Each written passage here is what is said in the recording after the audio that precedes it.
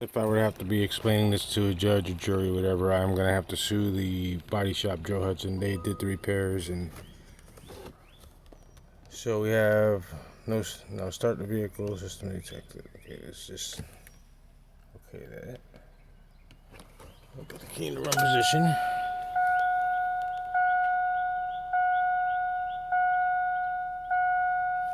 We're talking about while it's scanning. My 2001 Chevrolet 3500 four-wheel drive work truck. I have since acquired several parts, old, have not touched yet, and two sets are used, one of which is still under there, which is why I'm here to video everything. First, let's see what we have here. We have the 5-speed automatic Allison. We got the transfer case.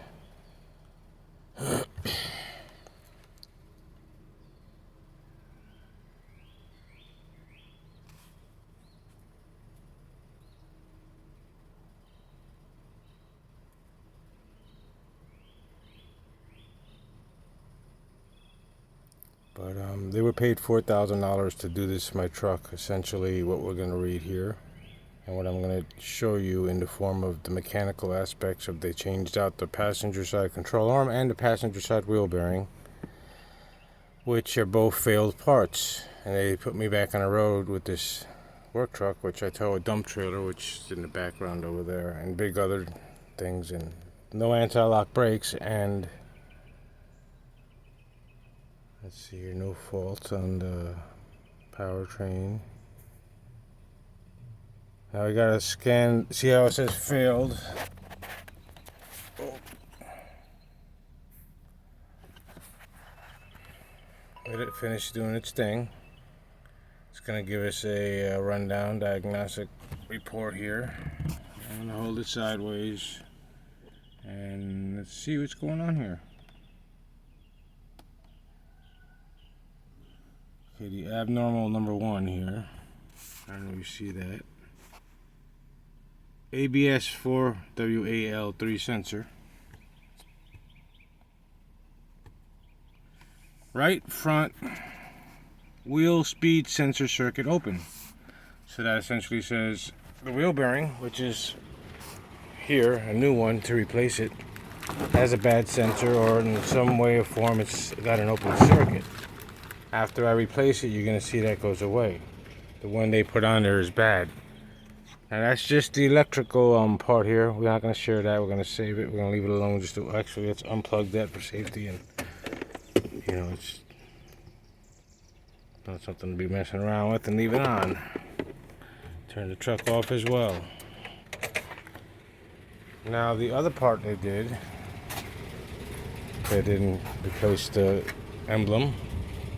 The hubcap, which you see before you, I replaced, but they didn't replace that.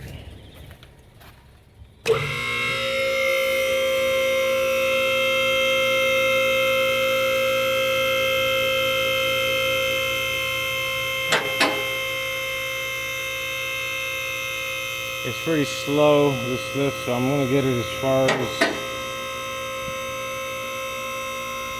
it's comfortable to video it.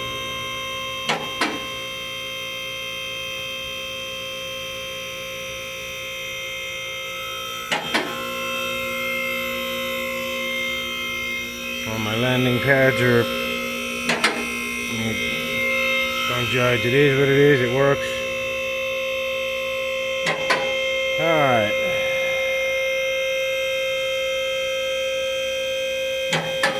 Now Mr. Joe Hudson's body shop did a pretty good job with the finish on this fender here. This is what they replaced the paint on. Just, there was a little dent there. They didn't align the hood very well though. They replaced this here control arm, the shock, only the one shock. Only the one control arm on this side here. And then they replaced this lower control arm.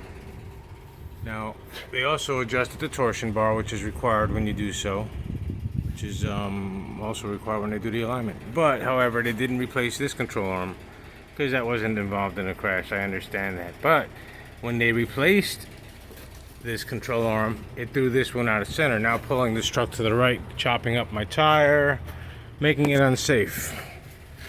If you look at the offset here, I could almost put a finger there. If you go over to the other side, let's see what we got. I'll also demonstrate this on the control arm. Okay, almost get a finger there, but it's a lot tighter to the control arm and that spacing and that spacing. See?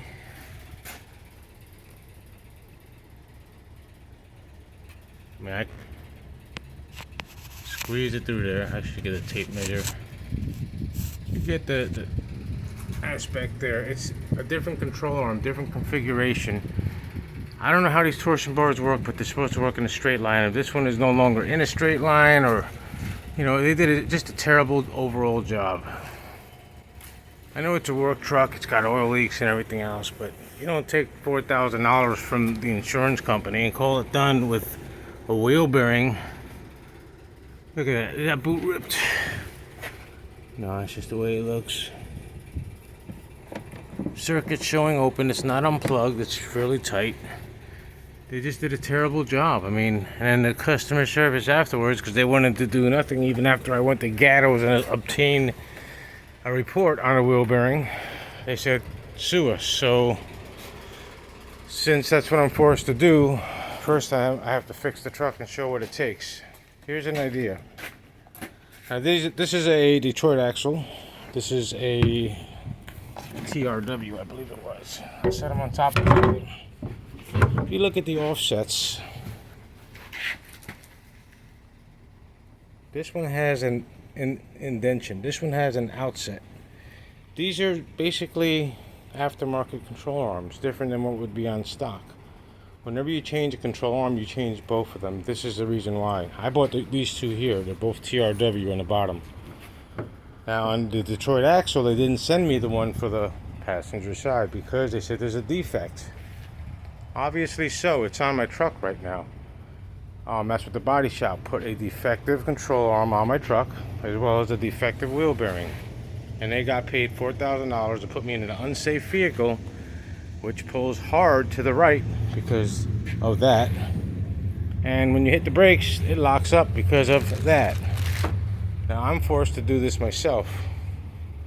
And I think, anyway, it's up to the judge or anybody else to give their opinion. Yeah, I got the tools in the shop to do it. Parts as well. But wreck wasn't my fault. Actually, the wreck was on video. State Farm paid out $4,000 for a half-ass repair of the grill. That was already there. That's my repairs. A paint job and a shitty repair of what really matters, making the truck safe, which I now have to go back over. Opinions are welcome. Should I sue? And if I do, I'm going for the $8,000 maximum limit with small claims. Brevard County, let me know.